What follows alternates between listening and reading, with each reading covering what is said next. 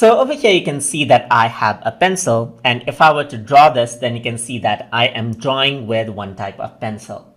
So if I want to work around with different types of pencil, then I can go up over here on to the top left, and then I can click it, and you can see that there's different types of pencil that you can choose from.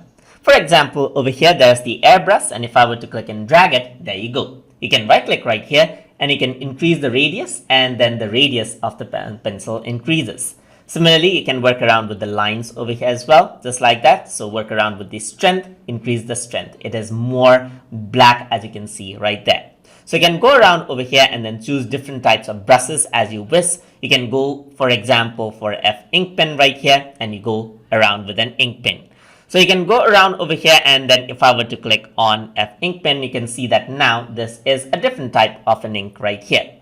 You can go around over here, there's the F marker over here as well, so you've got more like a marker. And then if I were to go around over here onto, let's say, this type of marker, you can see that as I am slow and like fast, you can see that the amount of ink changes out right there. So you can go around onto pencil right here, you got the pencil just like this. And if I were to go to soft pencil, you can see that it is much more softer. And those are the types of pencil tool that you can use inside of Blender for easy 2D animation. So I hope you guys learned something as always. And as always, please like, comment, share, and subscribe.